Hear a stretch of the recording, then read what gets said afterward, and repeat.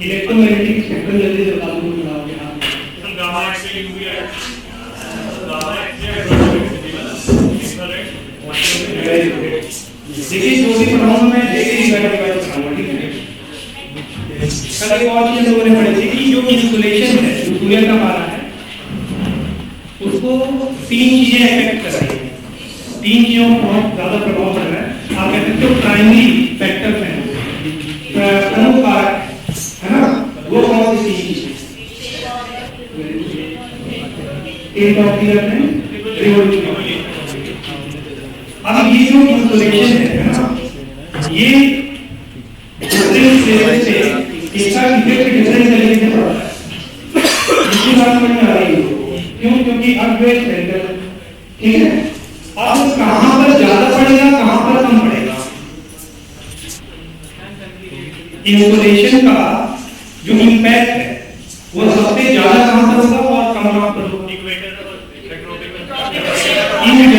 In general terms अगर बोले तो जहां पर जो सन लेवल है वर्टिकली ओवरहेड आ रही है वहां पर सबसे ज्यादा होगा, और जहां पर जो सन लेवल है वो स्लैंटेड जा रही है, तिरछी आ रही है, वहां पर कम होगा, ठीक है।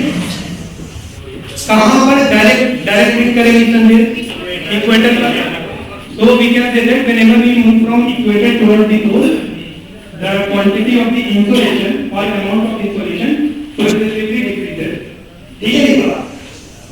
इंसोलेशन और टेम्परेचर के बीच में कैसा रिलेशन है? तो इंसोलेशन और तापमान, जो सूर्य तक है और तापमान, इनके बीच में कैसा संबंध है? प्रोपोर्शनल है। जहां पर इंसोलेशन ज्यादा होगा वहां पर तापमान ज्यादा होगा। लेकिन क्या ये चीज एब्सोल्यूट है? नहीं है।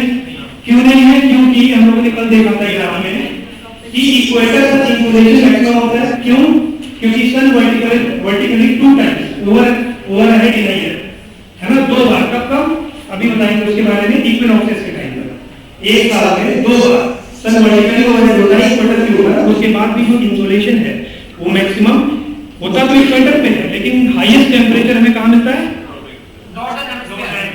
नॉर्दर्न हेमिस्फीयर और सदर्न हेमिस्फीयर दोनों में मिलता है, लेकिन हाईएस्ट तो नॉर्दर्न में मिलता है, ठीक है। वो मिलता है अराउंड 30 डिग्री नॉर्थ से, है ना। आज हम लोग थोड़ा सा डिस्कस करेंगे जो इंपॉर्टेंट लैटिट्यूड्स है, ठीक है। आज हम लोग प्रेशर बेल्ट्स भी देखेंगे। तो आज का आपके पास ये जो आपके पास फीडबैक है इसे देना, ये 2 बार की 3 बार होगा।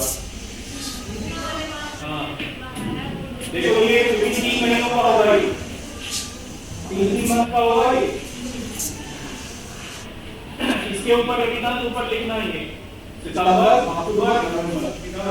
हां ऊपर लिखना है सेप्टेंबर का होगा, अक्टूबर का होगा, नवंबर का होगा। सभी फैकल्टी का उसी हिसाब से दे रहा है, ठीक है। तो हम लोगों ने देखा कि जो इंसुलेशन है, अमाउंट ऑफ इंसुलेशन है, वो डिफरेंट जगह पे डिफरेंट होगा, ठीक। अब उसमें सबसे बड़ा जो फैक्टर है वो 2 फैक्टर है। देखो तीनों फैक्टर इंपॉर्टेंट है। एक तो स्पेरिकल होगा आपका, ठीक है। नोट्स आज आप लोग के लिए मैंने प्रिपेयर कर दिया हिंदी में, पूरे जितना भी अभी अपन आगे क्लास करने वाली हफ्ते भर की, तो वो आपको आज शाम को मिल जाएगा, ठीक है। हिंदी में है तो कोई दिक्कत नहीं। लास्ट ईयर एक बच्चे ने नोट कराया था बहुत अच्छा जो पढ़ाया था, तो उससे मैंने ले लिया, वो आपको मैं डिलीवर कर दूंगा। लेकिन फिलहाल यहाँ फोकस करना प्रोसेस है, नोट तो आपके पास होंगे, ठीक है। अब मैं कह रहा हूँ कि shape of the earth spherical है। अगर फ्लैट होगा तो हर जगह पर जो अमाउंट ऑफ इंसुलेशन होगा या जो सूर्य तक होता वो बराबर होता, इक्वल होता। स्फेरिकल है, इस कारण से अलग अलग अमाउंट में सूर्य तक को रिसीव कर रहा है। जैसे फॉर एग्जांपल अगर इक्वेटर की बात करें तो मैंने कहा कि वहां पर सबसे ज्यादा इंपैक्ट होगा। जैसे जैसे फॉरवर्ड मूव करेंगे तो इंसुलेशन का अमाउंट जो है वो या फिर जो क्वांटिटी है वो बढ़ती चली जाएगी। सॉरी, इंसुलेशन का अमाउंट है वो घटेगा, लेकिन टेम्परेचर कोई यूनिफॉर्म नहीं है कि वो घटेगा। क्यों? एग्जांपल के तौर पर अंटार्कटिका, वहां पर अच्छे अमाउंट में इंसुलेशन रिसीव करता है वो, लेकिन फिर भी वहां टेम्परेचर क्या है? लोएस्ट है, ठीक है। इवन अंटार्कटिका में cold pole of the earth होता है, लोएस्ट टेम्परेचर।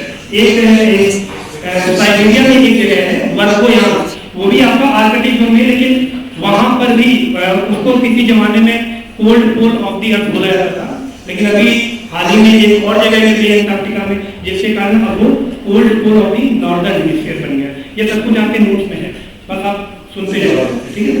अब जो रिवोल्यूशन है उसका क्या इम्पैक्ट पड़ता है, कैसे पड़ता है, इसको जल्दी से देख लेते हैं, ठीक है। थोड़ा स्पीड में करेंगे क्योंकि नोट्स आपके पास है, जहां मतलब में हाथ ना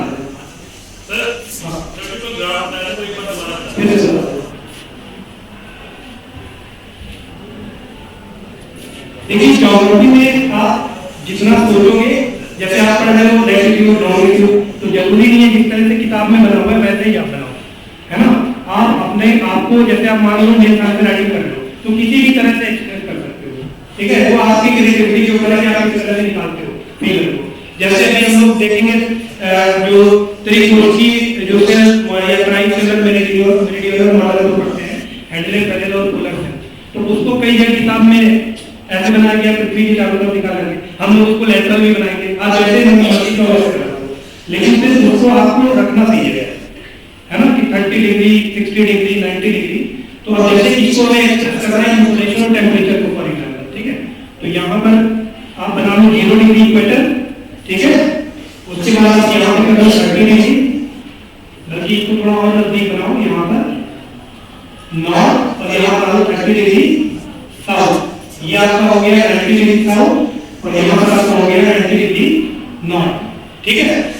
हम लोग क्या जानते हैं कि जो अमाउंट ऑफ इंसुलेशन है वो इक्वेटर टुवर्ड पोल घटता जाता है, ठीक। तो इंसुलेशन का अगर ग्राफ बनाया जाए तो वो बिल्कुल ऐसा बनेगा, है ना।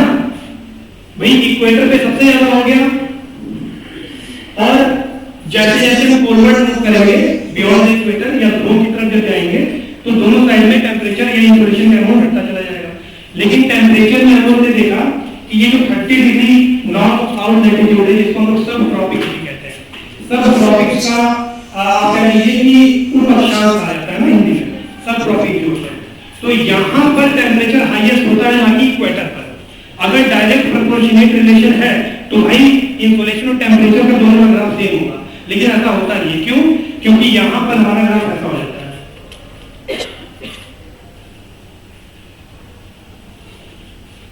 यहाँ पे थोड़ा नीचे आता है और ये पीक और नीचे होता है। मतलब यहाँ सदर्न हेमिस्फीयर में भी हाईएस्ट टेंपरेचर नहीं मिलता है, हमें हाईएस्ट कहाँ मिलेगा? ये वाले पॉइंट पे, नॉर्दर्न हेमिस्फीयर, ठीक है। तो ग्रीन आप कह लो कि ये आपका हो गया टेंपरेचर और जो ब्लैक वाला है आपका हो गया इंसुलेशन का, ठीक है। अब यहाँ पर रिवोल्यूशन जो अर्थ का रिवोल्यूशन हो रहा है,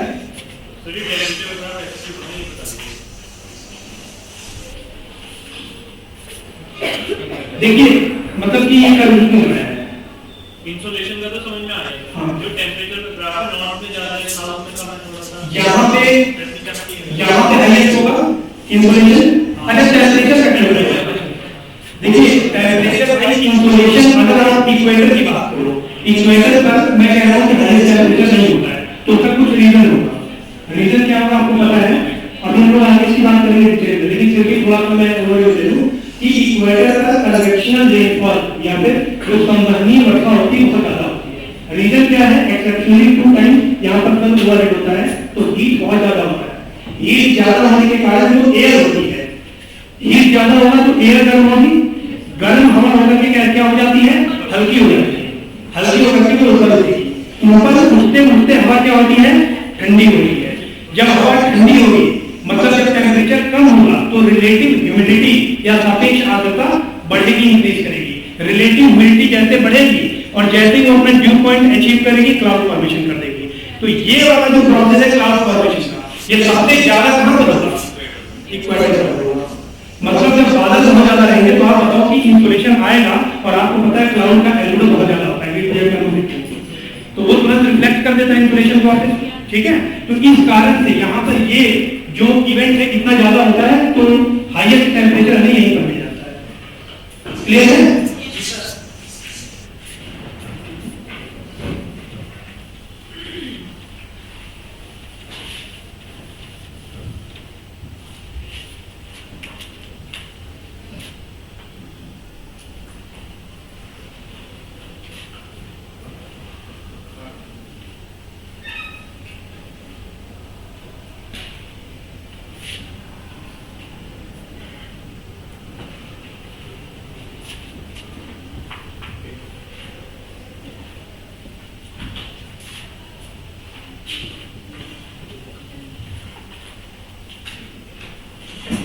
जो अर्थ है वो अपने एक्सिस से कितने डिग्री झुका हुआ है, रोटेशनल एक्सिस से 20 प्लेन आ, ठीक है। अगर ऑर्बिटल प्लेन हम लोग देखें यहाँ पर वो ऑर्बिट कर रहा है सन के चारों तरफ, जैसे अर्थ ये सब लोग है, ठीक, और अर्थ इसके चारों तरफ ऑर्बिट कर रहा है, चक्कर लगा रहा है। तो अगर एक वर्चुअल प्लेन आपको दिख रहा हो, अगर ये आप एक प्लेन कंसीडर करो कि इस प्लेन में मूव कर रहा है, तो इस प्लेन के साथ जो अर्थ का एक्सिस है, रोटेशनल एक्सिस, वो कितने डिग्री का एंगल बनाता है, 60 डिग्री का, ठीक है। तो अब यहाँ पर आपको पता है कि 21 जून जो होता है, इस दिन समर सोलेस्टिस हो रहता है, ग्रीष्मकालीन ऐलान, ठीक है, समर सोलेस्टिस हो रहा है। समर सोलेस्टिस का मतलब क्या हुआ कि जो सन की रेज है वो डायरेक्टली कहां पर पड़ती है, 23.5 डिग्री नॉर्थ, मतलब ट्रॉपिक ऑफ कैंसर के ऊपर, कर्क के ऊपर। जब सन की रेज डायरेक्ट यहां पर आएगी, तो आप बताओ अगर ये जो आपका एक्सिस है, अगर ये ऐसा ना हो, टिल्ट ना होता, तो कैसा होता, सीधा होता, ऐसा होता, ठीक है। तो आप बताओ कि जो एपेरेंट एक्सिस है ना, वो बिल्कुल सर्किल ऑफ इल्यूमिनेशन में आ रहा है कि नहीं, जो maximum portion of northern hemisphere है। आप देखिए maximum portion of northern hemisphere sun के बिल्कुल फ्रंट में आ रहा है। इसी के कारण जो नॉर्दर्न हेमिस्फीयर है उसमें जब जून का महीना आता है तो वो लोग समर या गर्मी को एक्सपीरियंस करते हैं, ठीक है। इसी के अपोजिट अगर जब सन की रेज ट्रॉपिक ऑफ कैप्रिकॉर्न मतलब 23.5 डिग्री साउथ लैटिट्यूड पर ओवरहेड आ रही है, तो यहाँ पर कब आएंगी, तो यहाँ से जून से 3 महीना इधर चले जाओ, फिर 3 महीना उधर चले जाओ, मतलब दिसंबर का महीना। तो ये आपका आता है 22 दिसंबर। तो इसी को बोला जाता है विंटर सोलेस्टिस। विंटर सोलेस्टिस क्यों बोलते हैं, क्योंकि नॉर्दर्न हेमिस्फीयर में कितने टाइम पर विंटर है, ठीक है। समर सोलेस्टिस नॉर्दर्न हेमिस्फीयर से ही डिफाइन कर रहे हैं। यहाँ पर समर सोलेस्टिस क्यों बोल रहे हैं, क्योंकि नॉर्दर्न हेमिस्फीयर में समर है, यहाँ पर विंटर सोलेस्टिस इसलिए बोल रहे हैं क्योंकि नॉर्दर्न हेमिस्फीयर में विंटर है। क्यों, क्योंकि अब सन जो है हमारा वो कहां पर चला गया है, सदर्न हेमिस्फीयर में। अब सन की रेज डायरेक्टली कहां पर पड़ रही है, ट्रॉपिक ऑफ कैप्रिकॉर्न या फिर मकर रेखा पर, ठीक है।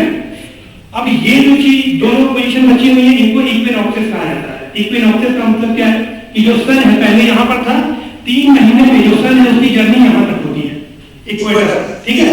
तो जब ये यहाँ पर आएगा मतलब सितंबर में 23 सितंबर के अक्रॉस जो सन है उसकी रेज डायरेक्टली कहां पर पड़ेगी, इक्वेटर पर पड़ेगी, ठीक है।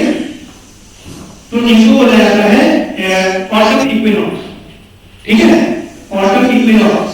ये इक्विनॉक्स इसलिए कहा जाता है क्योंकि अब जब सन की रेज इक्वेटर पर डायरेक्टली पड़ रही है, तो जो डे और नाइट है उनके जो नंबर ऑफ आवर्स में कितने होंगे, इक्वल होंगे। और जैसे जैसे जब सन यहाँ पर सपोज करो, ठीक है, और जितना ज्यादा सन इक्वेटर से दूर जाएगा नॉर्दर्न हेमिस्फीयर में, नंबर ऑफ आप कह सकते हो कि आवर्स ऑफ डार्कनेस और आवर्स ऑफ डे है ना, ये इंक्रीज करेंगे नॉर्दर्न सदर्न हेमिस्फीयर में ट्रॉपिक और आर्कटिक सर्किल, ठीक है। तो ये तो बहुत बेसिक बात है आपको पता और इससे पहले बताया नहीं होगा, ठीक है। ये 23 सितंबर को आ गया इक्वेटर पर, फिर 3 महीने की जर्नी से करेगा, कहां पहुंचेगा, ट्रॉपिक ऑफ कैप्रिकॉर्न पर, ठीक। और फिर 3 महीने बाद कहां पहुंच जाएगा, इक्वेटर पर, 0 डिग्री इक्वेटर पर।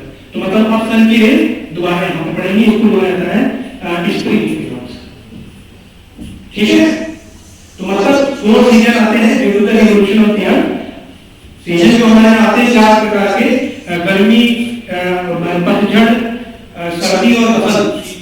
ये जो 4 सीजन आते हैं वो it is due to the revolution of the earth, ठीक है। और इसी के अगर आप बोलें कि दिन और रात किसके कारण होता है, तो it is due to the rotation of the earth. क्यों, क्योंकि आपको पता है कि 24 घंटे में जो आपका एक्टिव अप्रॉक्सिमेटली 24 आवर्स अर्थ है वो एक राउंड कर लेती है, ठीक है, अपने एक्सिस पर। तो 12 घंटे की अवधि में तो एक ही पार्ट सामने रहेगा, है ना, और फिर अगला पार्ट सामने आ जाएगा, तो एक ही पार्ट है, ठीक है। तो जो अमाउंट ऑफ इंसुलेशन है इसका सीधा इम्पैक्ट में दिख रहा है due to the revolution of the earth. Shape का मैंने बता दिया था, अब रिवोल्यूशन हो गया यहाँ पर, और इंक्लिनेशन की बात हमने कल कर ली थी, ठीक है। अब इंसुलेशन के बाद इसको आप लोगों ने बना लिया,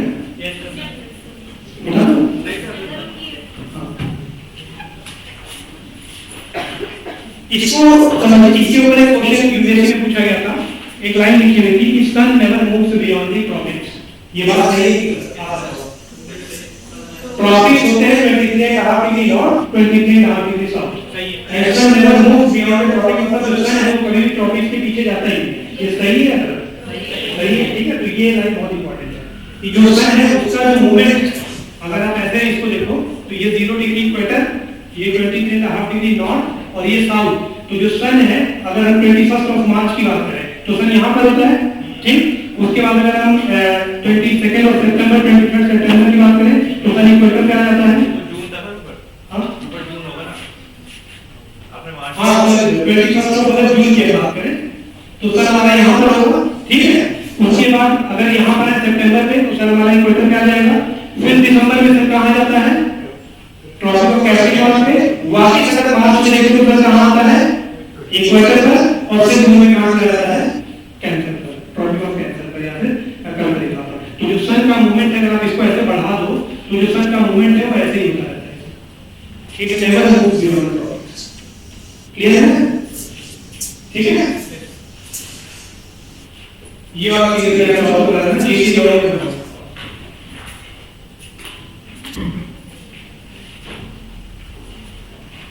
अब इंसोलेशन और टेम्परेचर, इनमें क्या डिफरेंस होता है? इंसोलेशन और टेम्परेचर में क्या डिफरेंस है? तापमान और सूर्यास्त में क्या डिफरेंस है?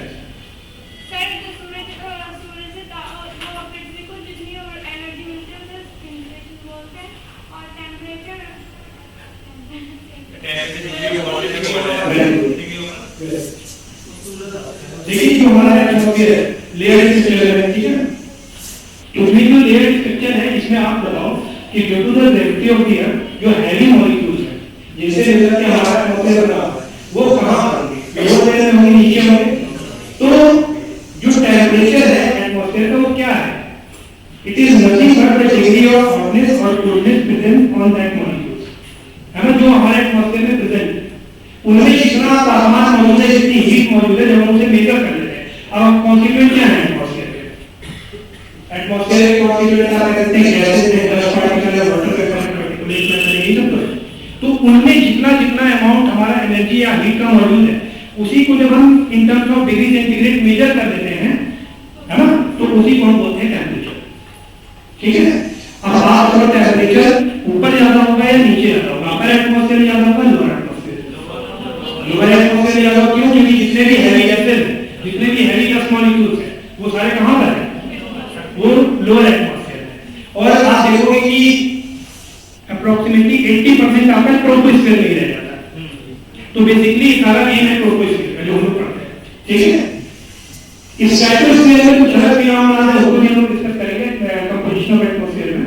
एक चीज और है कि जो ये देखिए सब कुछ पता हमारा इतने कम में पॉसिबल नहीं है। तो उसका एक तरीका ये मैंने निकाला है कि यहाँ को अगर आप लोग तो एक क्लास से लाइव कर लेंगे हम लोग कहीं पर किसी और प्लेटफॉर्म पर, ठीक है। तो इससे मैं ये चाह रहा हूँ कि आपका जो कंप्लीट हो बिल्कुल होलिस्टिक अप्रोच पे कंप्लीट हो, कुछ छोटे जैसे एक तरीका होता है ना, जैसे यहाँ पर तो मैं इंपॉर्टेंट कॉन्सेप्ट बता रहा हूँ, इंडियन ज्योग्राफी पे आ जाएंगे हम लोग, ठीक है। इसी का एप्लीकेशन हम देखेंगे इंडियन ज्योग्राफी में। लेकिन फिर भी बहुत सारी चीजें जो छूट जाएंगे, बहुत सारे कॉन्सेप्ट हैं। तो इसलिए अभी मैं देखता हूँ कुछ तो फिर आपके लिए कॉल कर देंगे, ठीक है। सबसे बात करके कैसा हो सकता है तो हम बता देंगे आपको। ये बना नहीं था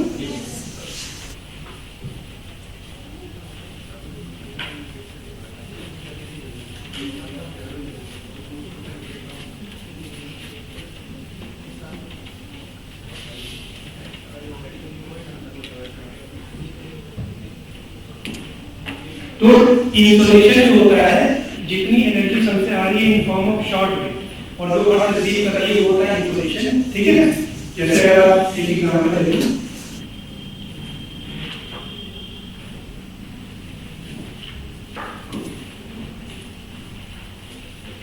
ये हमारा माउंटेन, ये है प्लेन, ठीक है।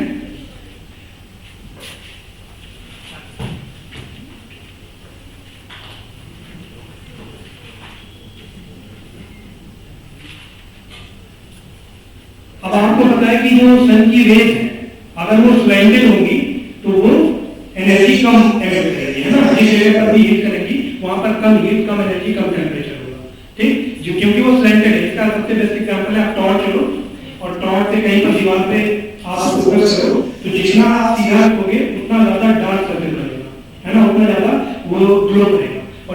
आप और टिक करोगे तो वो इस पर जाएगा बड़े एरिया में। क्यों? क्योंकि उसकी जो एनर्जी है वो डिस्ट्रीब्यूट हो गई एक बड़े एरिया में, है ना। आप ऐसे मतलब में टॉर्च करके प्रोजेक्ट करोगे तो हो सकता है कि वो एरिया थोड़ी देर बाद गर्म हो जाए, लेकिन अगर आप स्लैंटेड रख के प्रोजेक्ट करो तो कभी गर्म नहीं होगा। बिल्कुल सेम कॉन्सेप्ट यहाँ पे चलता है। तो जो सन है तो यहाँ पर तीन चीजें बहुत इंपॉर्टेंट है समझनी। एक है आपका सूर्य का, जिसको हम लोग इंसुलेशन बोल रहे हैं। एक है आपका ट्रेशियल रेडिएशन, LWTR, लॉन्ग वेव है, ठीक है, लॉन्ग वेव ट्रेशियल रेडिएशन। इसको हम लोग पार्थिव हिंदी देख लेना भैया, ये छोटी ही है, ठीक है, पार्थिव विकिरण। और एक है आपका एल्बिडो। एल्बिडो कौन सा है? जो रेडिएशन फ्लावर से हो जाती है, हाँ, रिफ्लेक्ट जो हो जाती है रेडिएशन सूर्य की बादल से जैसे रिफ्लेक्ट होगी, तो जितनी मात्रा में जो रिफ्लेक्ट होगी वो एल्बिडो है। ठीक है। दिन के टाइम में जो सोलर इंसुलेशन सूर्य तक आ रहा है, ठीक है, रात के टाइम पर अर्थ वही एनर्जी रेडिएट करती है दोबारा स्पेस में। तो दिन के टाइम में जो आ रहा है वो शॉर्ट वेव के फॉर्म में आ रहा है। क्यों आ रहा है मैंने बताया, वो सूर्य तक हो गया। रात के टाइम में जो एनर्जी अब रेडिएट कर रही है वो क्या हो जाएगा, long wave terrestrial radiation, radio wave के फॉर्म में। अब जो एल्बिडो है उसको किस कैटेगरी में रखा जाए? इंसुलेशन के LWTR, इसके क्वेश्चन आने क्या है? एल्बिडो को किस कैटेगरी में आप रखोगे? एल्बिडो क्या है? इंसुलेशन है या LWTR है? LWTR है। हां, एल्बिडो रिपेयर करता हूं, व्यापा भी जाता है।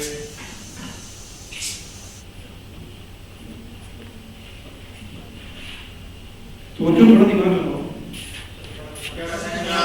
जो एल्बिडो है, मैं कह रहा हूं, जो एल्बिडो है, amount of energy reflected back और reflected back to the atmosphere from the earth, वो किसका पार्ट है? इंसुलेशन। अब आप दोनों इंसुलेशन पूछूंगा क्यों?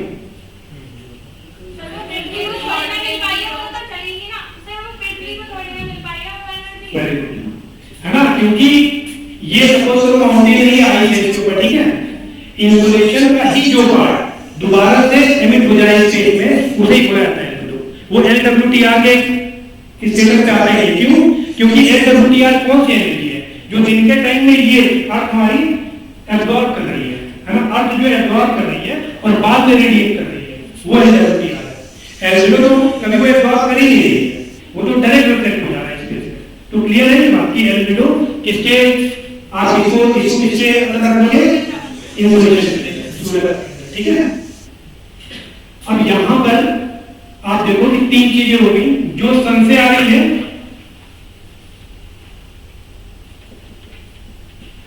या हो जाएगी शॉर्ट वेव इंसुलेशन, ठीक। उसके बाद यहां से जो वापस निकल गई ये हो जाएगी एल्बिडो, ठीक। और ये जो अर्थ रेडिएट करेगी वापस, ठीक है, वो क्या हो जाएगी? लॉन्ग वेव ट्रेशियल रेडिएशन या फिर तेज तरंग पार्थिव विकिरण। तीन चीजें, इतनी बात क्लियर है?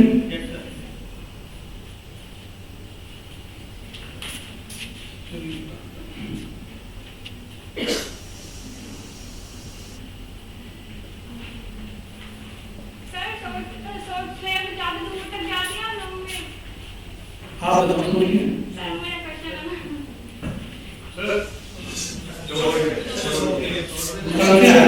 ये क्या कराना चाह एनर्जी मिलती है,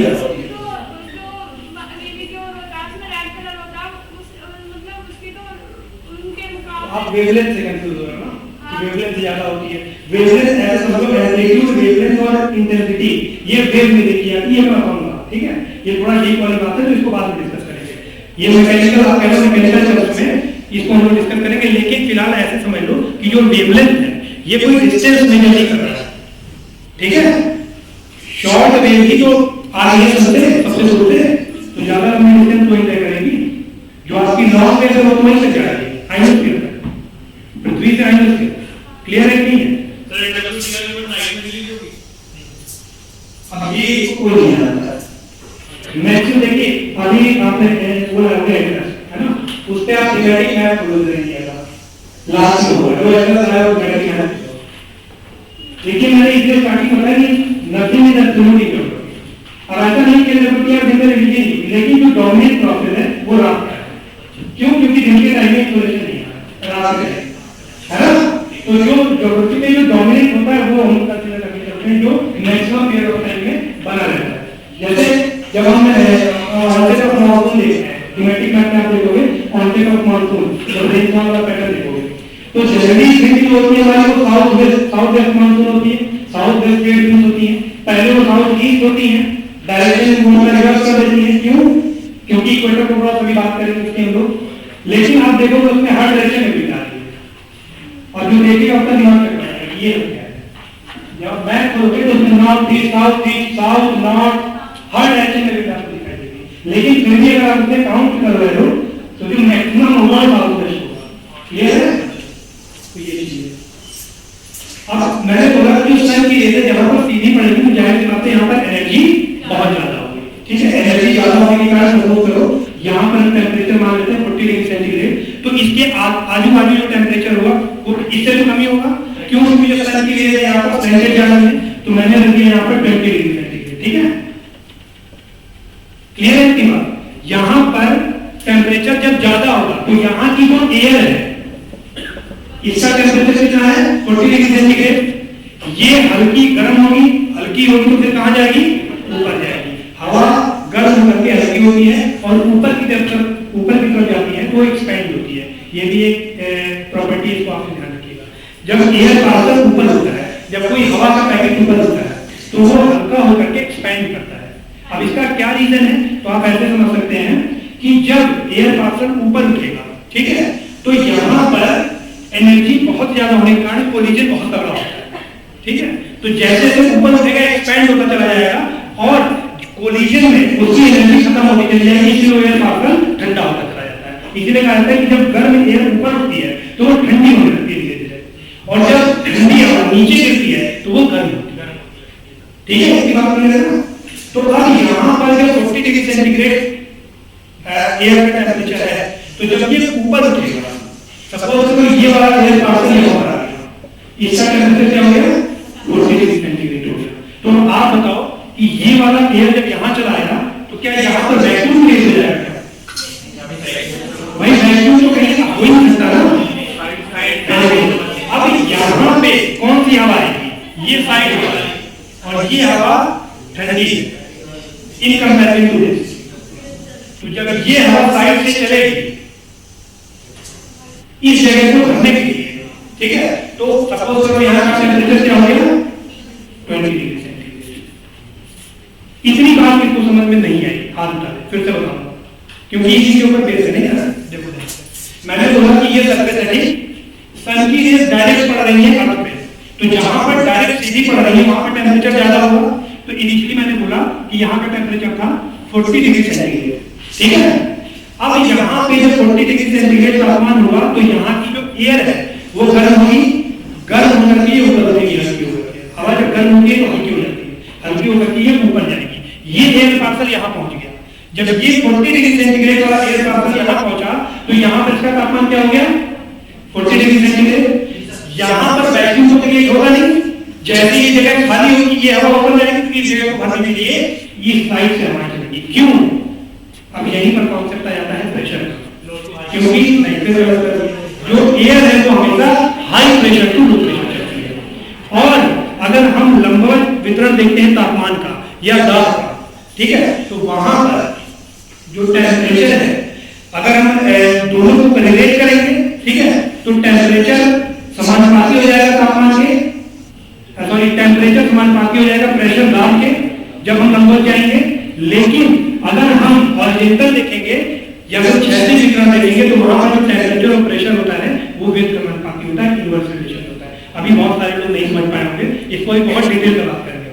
ठीक है, बस आप एक चीज अभी आज याद कर लो कि अगर हम नीचे से ऊपर जा रहे हैं तो जो तापमान है it is directly proportional to pressure, ठीक, समानुपाती। और अगर हम हॉरिजॉन्टल डिस्ट्रीब्यूशन देख रहे हैं, क्षैतिज वितरण देख रहे हैं, तो यहां पर जो तापमान है it is inversely proportional to pressure. ठीक है, इसके बारे में बात करें। लेकिन फिलहाल मैंने कहा कि ये जगह खाली है तो इन दोनों जगहों से हवा चलेगी। क्यों? क्योंकि यहां पर 40 डिग्री सेंटीग्रेड का टेम्परेचर था, टेम्परेचर बहुत ज्यादा था, इसके कारण यहाँ पर प्रेशर क्या था, लो था। इससे कंपैरिजन में यहाँ पर तापमान कम है तो प्रेशर क्या होगा, हाई होगा। अब ये लो प्रेशर हुआ क्यों, तो ये अभी मैंने आपको एक्सप्लेन कर दिया। कोई बताएगा ये लो प्रेशर क्यों हुआ? क्यों? क्योंकि हवा 10 मीटर के ऊपर चली गई ना, तो यहाँ पर जब हवा ही नहीं होगी तो प्रेशर कहाँ से होगा, तो ये लो प्रेशर हो गया। अब इससे कंपैरिजन में यहाँ पर हाई प्रेशर है, तो हवा हमेशा हाई प्रेशर से लो प्रेशर चलेगी। तो इस जगह को भरने के लिए दोनों तरफ से हवा चली। अब यहाँ पर अगर आप खड़े हो तो आपको मालूम है मजा आएगा, ठंडी ठंडी हवा आएगी दोनों तरफ, ठीक है। अब आप बताओ कि ये जो एयर पार्टिकल ऊपर गया है इसका टेम्परेचर क्या है, 40 डिग्री सेंटीग्रेड। जो नीचे आदमी खड़ा है इसको मजा क्यों आ रहा है, क्योंकि ये 20 डिग्री सेंटीग्रेड पर है। और आपने एटमॉस्फेयर में पढ़ा है, मैंने कल ही बताया था कि ट्रोपोस्फीयर में जब हम नीचे से ऊपर जाते हैं तो जो तापमान है it is decreasing with a uniform rate. एक यूनिफॉर्म रेट के साथ तापमान घटता है जिसे हम लोग नॉर्मल रेट के या फिर सामान्य तापमान के नाम से जानते हैं। और वो कितना है, 6.5 डिग्री सेंटीग्रेड पर 1 किलोमीटर या फिर 3.6 डिग्री फ़ारेनहाइट पर 1000 फीट, ठीक है। तो ये नॉर्मल है, मतलब नीचे से ऊपर जाने में तापमान घटना चाहिए था। यहां से देखो आप नीचे से ऊपर जाओ, यहां तापमान बढ़ गया है, ठीक है। यही जो कंडीशन है इसी को बोला जाता है टेम्परेचर इन्वर्जन या ग्लोबल इन्वर्जन। टेम्परेचर इन्वर्जन या फिर आप तापीय व्युत्क्रम कह दीजिए। हाँ, तापीय प्रतिलोमन या तापीय व्युत्क्रम या थर्मोमीटर इन्वर्जन या टेम्परेचर इन्वर्जन, ठीक है। कि नीचे से ऊपर जाने पर जनरली क्या होना चाहिए था, आइडियल केस क्या था कि जो हमारा तापमान है वो घटना चाहिए था, लेकिन नीचे से ऊपर जाने पर तापमान हमारा बढ़ने लगा है। इसलिए जनरल के खिलाफ है, आइडियल के खिलाफ है। और मैंने कल ही आपको बताया था अगर कोई भी चीज आइडियल कंडीशन के अकॉर्डिंग नहीं हो रही है तो इसका मतलब वहां कोई एडिशनल फैक्टर जरूर होगा। बताया ना कि कुछ भी एब्सोल्यूट नहीं है। अब एडिशनल फैक्टर यहां पर क्या है, इसका एक्सेप्शनली हीट सर का डायरेक्टली वर्टिकली हो रहा है। ये बात है सर तो नीचे से 40 डिग्री सेल्सियस टेंपरेचर था, जब ऊपर गई तब भी 40 कैसे रहा, ठंडी क्यों? अभी आ रहा है इसी बात में आ गई है ना। अब जैसे इनका प्रश्न है, बहुत अच्छा क्वेश्चन है कि ये जो एयर है ये हमेशा 40 डिग्री तो रहेगी है ना, क्यों 40 डिग्री नहीं रहेगी, इसका टेम्परेचर 40 डिग्री सेंटीग्रेड क्यों नहीं रहेगा, क्योंकि इसके आसपास तो अभी भी ठंडा है भाई। जहां तक ये है इस एयर पार्टिकल जहां तक है वही तो गर्म है नीचे से जो आया है, लेकिन इसके आसपास का एरिया अभी भी ठंडा है। अब इसके आसपास का एरिया ठंडा है इसलिए ये बहुत तेजी से हीट रिलीज करती है चारों तरफ, ठीक है। अब यहाँ पे ये जो एयर पार्टिकल ठंडा होगा, जब 40 डिग्री सेंटीग्रेड से कम तापमान में जब ये ठंडा होगा तो यहाँ पर जो rate of reduction of temperature है ये बहुत ज्यादा होगा in comparison to normal. Normal rate क्या कहता है, ऊपर से नीचे आने पर 6.5 डिग्री सेंटीग्रेड तापमान कम हो जाएगा 1 किलोमीटर पर जाने पर, ठीक है। लेकिन अब यहां पर ये और तेज होगा, क्यों, क्योंकि ये चारों तरफ से एनर्जी अपने रिलीज करेगा, है ना, क्योंकि चारों तरफ ठंडा इसको मिल गया है। तो इसी के जो ठंडा होने का प्रोसेस है उसी को ध्वज का परावर्तन के नाम से जाना जाता है, एडियाबैटिक लैप्स रेट, ठीक है। एडियाबैटिक लैप्स, और ये इससे ज्यादा होता है 3.6 डिग्री फ़ारेनहाइट से ज्यादा होता है। तो ये कितना होता है, ये आपका होता है 5.5 डिग्री फ़ारेनहाइट पर 1000 फीट। और ये क्यों ज्यादा है उससे, क्योंकि चारों तरफ उसके ठंडा मौजूद है, तो जो लॉस होगा इसको बहुत तेजी से होगी। इतनी बात क्लियर है, कोई डाउट तो नहीं।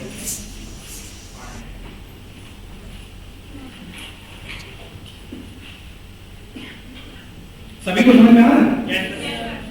मैं कह रहा हूं कि जो एडियाबैटिक लैप्स रेट है वो 5.5 डिग्री फ़ारेनहाइट पर 1000 फीट होता है। क्यों, क्योंकि इसके चारों तरफ ठंडा मौजूद है, इसके चारों तरफ का जो एटमॉस्फेयर है वो इसके कंपैरिजन में ठंडा है, तो ये उतनी तेजी से हीट लॉस करेगा। और ये जो रेट ऑफ रिडक्शन है ये नॉर्मल लैप्स रेट से ज्यादा है, ठीक है। तो इसी को टेम्परेचर इन्वर्जन कहते हैं। एक एग्जांपल बताओ कोई टेम्परेचर इन्वर्जन का निजी जीवन में जो आपने महसूस किया हो।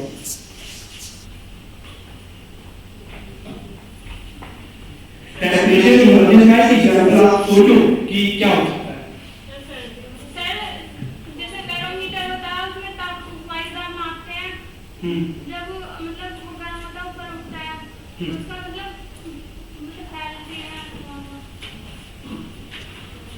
देखो आप लोग नियम है कि आग जला करके हाथ कांपते हो, कौन लगाए